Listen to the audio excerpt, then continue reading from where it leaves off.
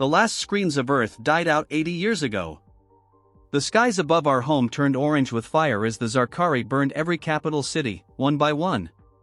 They said it was necessary, a preemptive strike. That humanity had become too aggressive, too unpredictable, too dangerous to be allowed to continue evolving.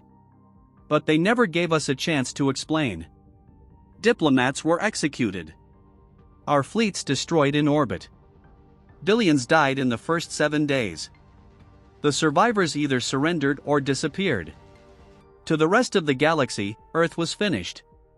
A warning. A lesson. But the Zarkari made one mistake. They didn't find us. Not the team buried under Black Ridge Mountain. Not the last scientists in cryosleep beneath Greenland.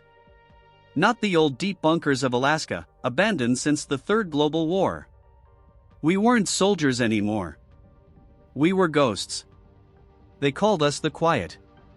28 of us. The last operational combat team of Earth's Global Defense Corps. We weren't the best. We weren't even the last hope. Just a backup team, sealed under mountains in case of full system collapse. We watched Earth fall from grainy black and white monitors. Cities becoming ash. Oceans boiled. Forests turned to glass. And then, nothing. The satellites died. The last signals went dark. And we were alone. Years passed. We argued. We cried.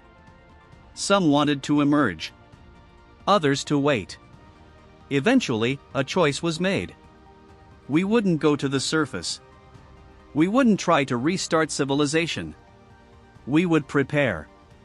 And when the time came, we'd make sure humanity didn't die as victims.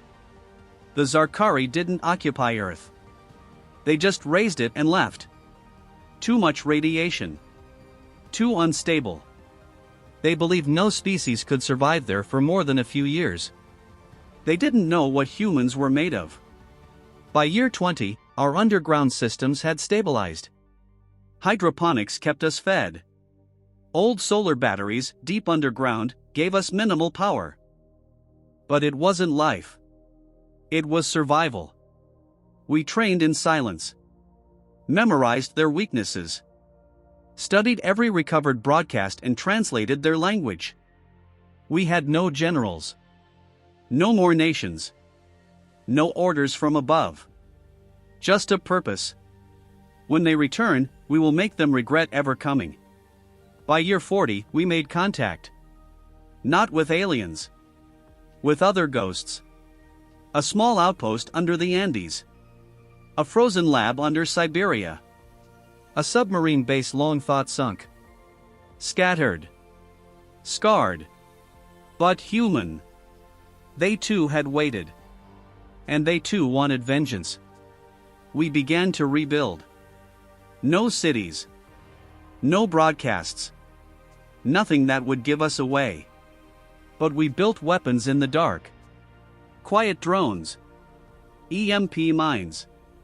Railguns powered by geothermal pressure. Things the Zarkari wouldn't expect. Things that didn't exist in their records. By year 60, we intercepted a signal. Zarkari scout ships. Mapping what remained of Earth for resource extraction. The time had come. And for the first time in 80 years, we emerged from the dark. The surface was worse than we imagined. Dead forests. Wind made of ash. Oceans turned gray. But this was still Earth. Our home. And we were still alive. We would not let our species be a memory. We would become a nightmare. We watched the Zarkari scout ship descend over the Pacific ruins. Its silver hull glinted against the ash-filled sky. To them, it was routine, a salvage run on a dead world. To us, it was the moment we had waited for our whole lives. It didn't see us, it didn't hear the launch tube buried beneath the ocean shelf. But it felt the rail spike, 7 meters of tungsten moving at 12,000 meters per second, pierce its reactor core. The ship didn't explode. It simply stopped. Dead before it could scream. We recovered the wreck before their central systems could report the loss. In less than 6 hours, it was buried deep in one of our mountain bunkers. And then we waited. Because we knew what came next.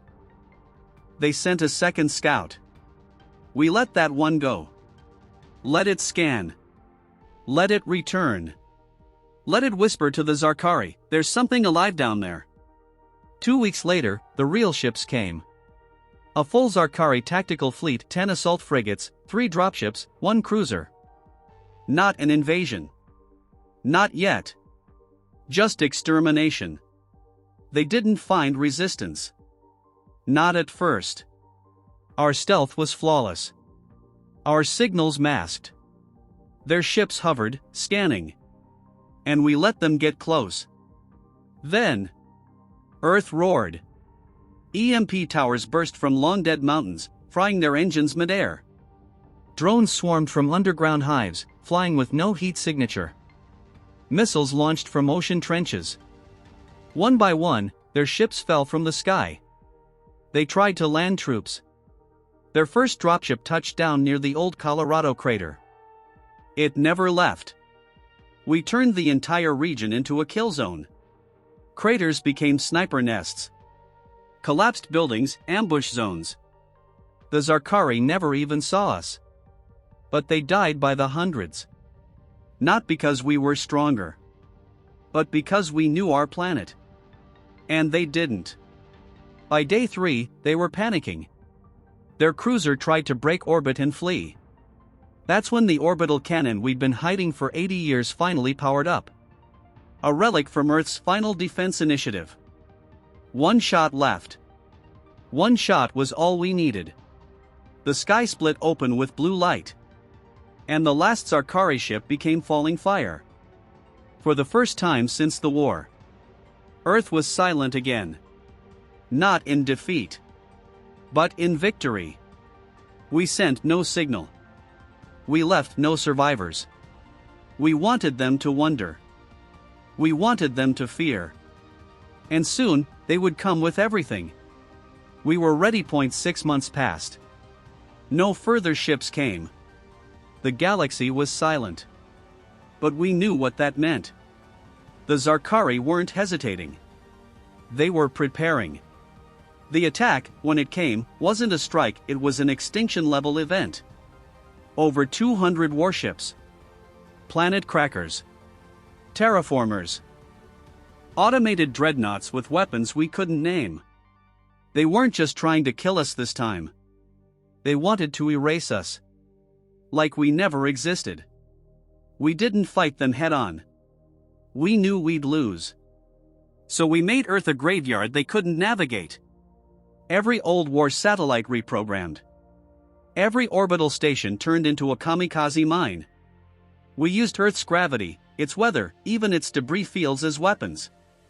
The Zarkari lost 14 ships before landing a single soldier. And when they finally did, they entered a world that hated them. Our forests released engineered spores that corroded their armor. Our rivers carried nanite swarms built to eat their synthetic blood. We had nothing left to lose. And so we used everything. They dropped thousands of troops into the ruins of what was once Asia. We collapsed skyscrapers onto them. They set up command hubs. We tunneled beneath and lit them on fire. They adapted. So did we. They brought beasts, massive, alien monsters bred for planetary cleansing. We lured them into radiation zones and watched them rot alive. They used orbital strikes. We used false heat signatures to draw them into blasting their own troops. It was madness. Beautiful, cold madness. And it was working. But we couldn't win through attrition. So we did something worse. We boarded one of their dreadnoughts. 12 of us. A suicide run. We used the ship's own quantum comms to send a message back to the Zarkari homeworld. Just 2 words, in perfect Zarkari script. Try again. Then we detonated the ship's core from inside. It didn't just destroy the dreadnought. It tore open a wormhole collapse and dragged 5 more ships into the void. We lost everyone aboard. But they became legends. The Zarkari fleet broke. Not all of them. But enough. They pulled back. Afraid. For the first time in their empire's history, they had been wounded by a species they believed extinct. By a planet they called cleansed. By ghosts. We let them run. And then we followed. We don't want war. We don't want conquest. We only want them to remember what they did. And to know that somewhere in the stars, humanity waits. In the dark. With fire. They tried to erase us. They failed. They tried to bury us. We grew beneath the ash. We were humanity's last hope. And now, we are its vengeance.